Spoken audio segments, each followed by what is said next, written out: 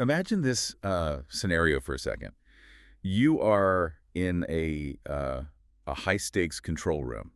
Maybe it's a massive server farm or, a chaotic stock trading floor.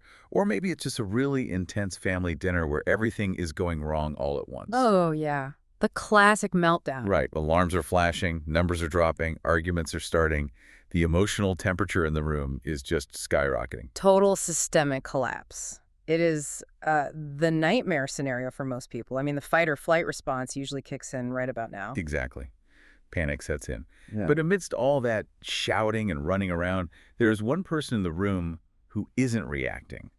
They aren't yelling orders, and they definitely aren't crying. In fact, they seem to be getting quieter. They've stopped moving entirely. Yeah. To the untrained eye, it looks like they've frozen. It looks like they've just completely shut down. And that is a very dangerous assumption to make because while they look static on the outside, on the inside, their engine is revving to redline. They are drawing all that chaos inward, processing it, and preparing to fix it. Which brings us to today's topic. Today, we are doing a deep dive into that specific person. We are looking at the WWAU, also known as the Inner Resilience Mender. A fascinating profile. It really is. This comes directly from the Max Energy ME80 Personality Assessment Report.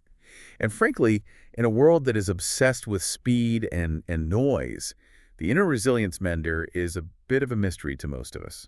They're what we call a deep water personality. And our mission today is to decode their operating system.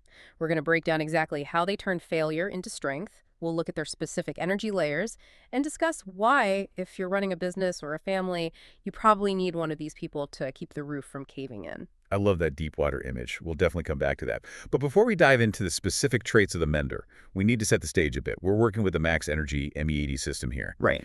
For the listener who is used to standard personality tests, Yeah. Myers-Briggs or Enneagram, how is this different? Give us the primer on the system itself. So most traditional personality tests are like taking a photo of a car. They tell you this is a sedan or this is a truck. That's your label, and that's kind of where it ends. Okay. The ME80 system is very different. It's like looking at a live wiring diagram of the engine while the car is actually driving down the highway. It maps how energy flows through you. So it's dynamic. It's about movement, not just a static label. Precisely. It tracks the energy from the exact moment a stimulus hits you until you react to it out in the real world. It breaks this process down into 4 specific layers: IP, IQ, EQ, and manifestation.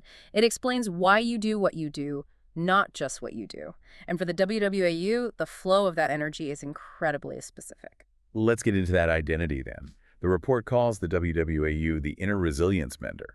That sounds almost, medicinal. Like they're the doctors of the personality world. In a way, they really are. Their core manifesto is reforges failure into strength, transforming setback into rebirth. Reforging failure. That's a powerful phrase. It distinguishes them from almost all the other types.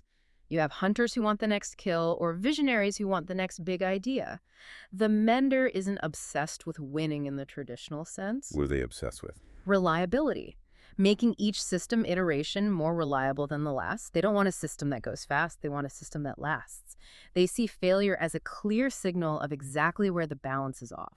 So if the visionary is the guy trying to break the sound barrier, the Mender is the one making sure the wings don't actually rip off the plane. Exactly. The report describes them as a deep water personality, like I mentioned earlier. On the surface of the ocean, it's choppy, it's noisy, there are storms. But deep down, it's silent, it's high pressure, and it's incredibly stable. That is where the WWAU lives. They complete their repairs in what the report calls low noise. I want to talk about how they handle that pressure. Because if you are absorbing all the problems of an organization or a family, that has to be intense. The report talks about their control mechanisms and introduces a concept called global vision. This is essentially their superpower. When a crisis hits, when all those error bars are flashing red, their control philosophy is global vision. They instinctively pull back to see the whole picture. And this is why they look like they're freezing up to the rest of us. To the outsider, yes. It looks like hesitation, it looks like deer in the headlights, but internally, they are entering a state of calm deconstruction and structural recalibration.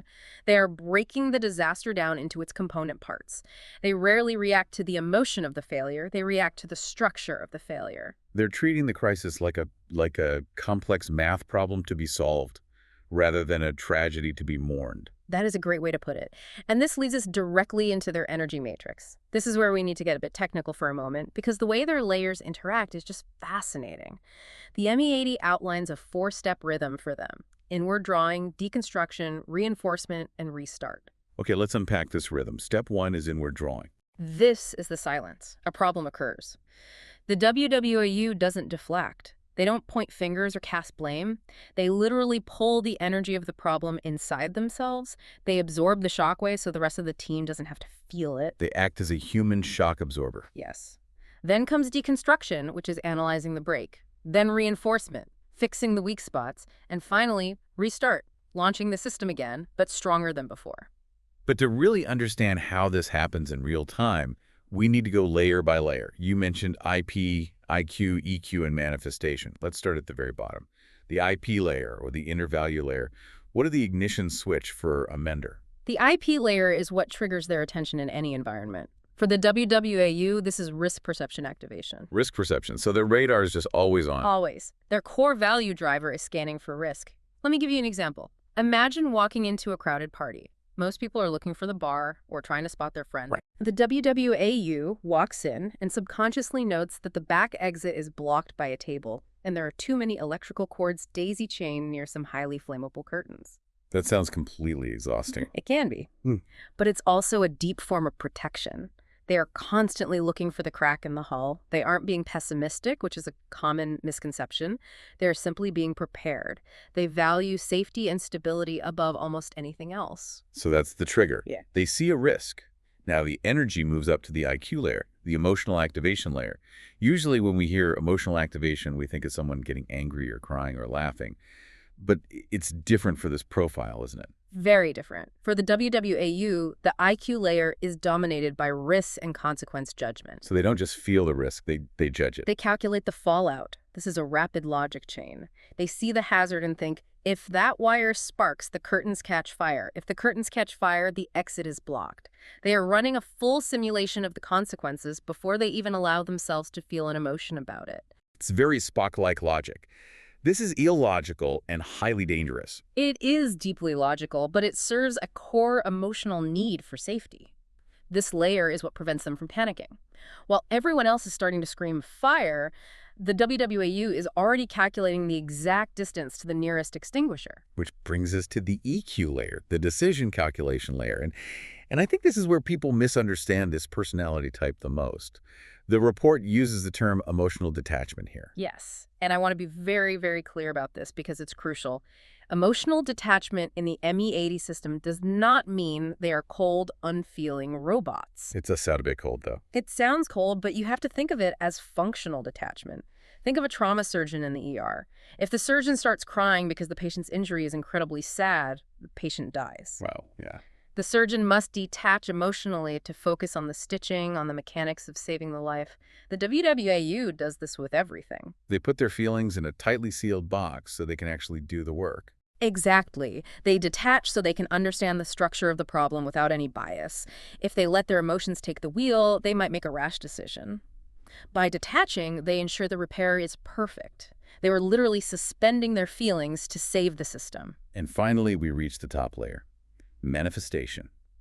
This is what the world actually sees them do. The report says their manifestation is energy operates inward. This is the key to their entire external persona.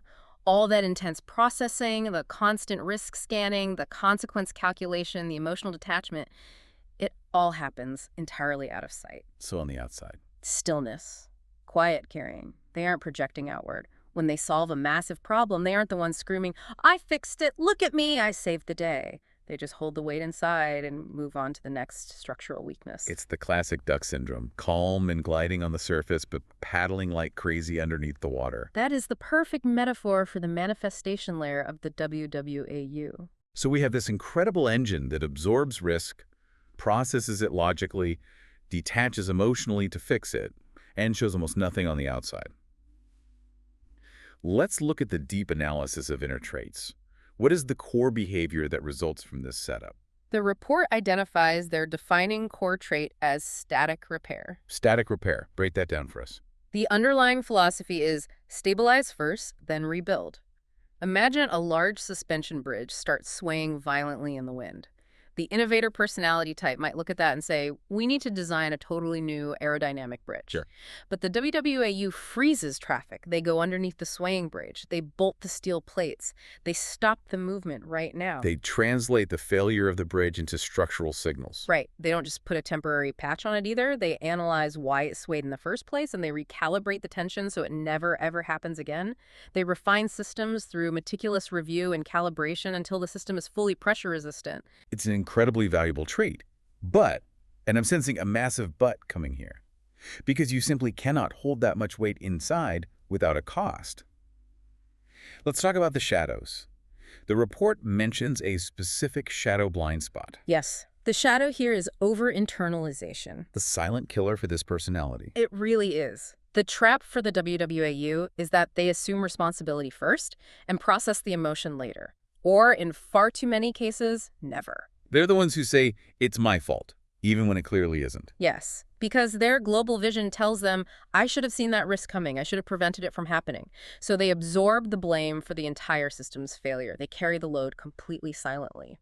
And because they look so incredibly calm on the outside. Everyone assumes they're perfectly fine. That is the real tragedy of this shadow. Their boss thinks, oh, they've got this handled, no stress. Their partner thinks, well, they aren't upset, so everything is good. So nobody offers to help them. Exactly. They miss out on crucial opportunities for support because they look like they have it all entirely under control. Let's pivot to how this plays out in social relationships, because that dynamic has to cause friction. The report uses the phrase, quiet carrying. This is a classic relationship dynamic for the Mender. In a relationship, the WWAU speaks through tangible results, not through complaints or flowery emotional language. Give us a concrete example of quiet carrying. Let's say their partner is having a terribly stressful week at work. The WWAU won't necessarily sit down on the couch and say, tell me about your feelings for the next 2 hours. Right. Instead, they will quietly take their partner's car, get the oil changed, fill the gas tank, replace the wiper blades, and park it back in the driveway. Acts of service. Extreme acts of service. They show love by maintaining the physical and logistical system of the family unit. But the partner might feel a real emotional distance. They might feel like, hey, I know you fixed my car and I appreciate it, but where are you? I need emotional connection. It's hard to hug a rock, even if that rock is the only thing keeping you safe in a storm. Exactly. People deeply respect them, but it's hard to know exactly how to approach them because they just don't express their own emotional needs. Now let's talk about the professional world. If I'm a CEO, after hearing everything we've discussed, I want to hire these people immediately, but I need to put them in the right seat on the bus. What is their primary business value? Their core advantage in any organization is systemic repair capability. Which is fancy corporate talk for the fixer. The fixer of structure, specifically. You want them in the room when things are turbulent. You want them when your company is scaling up rapidly and all your old processes are breaking under the new weight. They are the ones who can distill chaotic incidents into reliable processes, safety checkpoints, and failure-proofing mechanisms. So based on the ME80, what are the recommended fields for WWAU? Where do they naturally shine? First and foremost, system maintenance and process optimization. They're brilliant at improving existing architectures, whether that's an IT network, a global supply chain, or just internal organizational flow. That makes total sense. Yeah. They see the flaws. Second is risk control. They are naturally wired for this from the IP layer up. They can spot the impending lawsuit, the hidden safety hazard, or the subtle financial leak months before anyone else on the board sees it. Extracting solutions from potential failure. Exactly. Third is quality management. They are the ultimate guardians of stability. And finally, high-pressure support, keeping the lights on during massive upheaval. Look, if you are a fast-moving startup that breaks things, you absolutely need a WWAU following behind to make sure the wheels stay on the bus. The visionary pushes the boundary, but the mender ensures the ground doesn't crumble beneath them. It is a vital, symbiotic partnership in any successful business. We're coming to the end of our deep dive here, and I want to leave the listener with the core essence of this personality type. The report features what it calls a gold sentence, a conclusion that really sums them up perfectly. It's a beautiful thought, really. It reads, the inner resilience mender's strength lies not in volume, but in sustained reliability. When systems become more robust through their repairs and failure rates decline, that quiet yet profound impact is their greatest affirmation. That is profound. Strength lies not in volume, I think about it this way. In a world that constantly celebrates the loudest, flashiest innovator, we might be severely underestimating the quiet mender who actually ensures that the innovation survives past Tuesday. That's a great thought for you to mull over. If you are a WWAU listening to this deep dive, I hope you realize that your silence is actually a high-powered engine. If you work with one or live with one, maybe just take a second to acknowledge the fact that the roof hasn't caved in today. Just tell him, I see the structure holding up. That is honestly the highest compliment you can give a mender. This has been an absolutely fascinating look into the machinery of resilience. I want to remind everyone that the insights from today's deep dive come directly from the Max Energy ME80 Personality Assessment Report. It's an incredible tool for understanding not just who you are, but the exact mechanics of how your energy works. If you want to dive deeper into the system, understand your own energy layers, or find out if you're a mender, a connector, or a diver, you can visit their official website at www.maxenergylife.com. Or you can easily find them on Facebook. Search for Max Energy or Met Energy. There is a ton of depth there to explore. Thank you for joining us on this deep dive into the quiet power of resilience. Always a pleasure. Until next time, keep those systems running.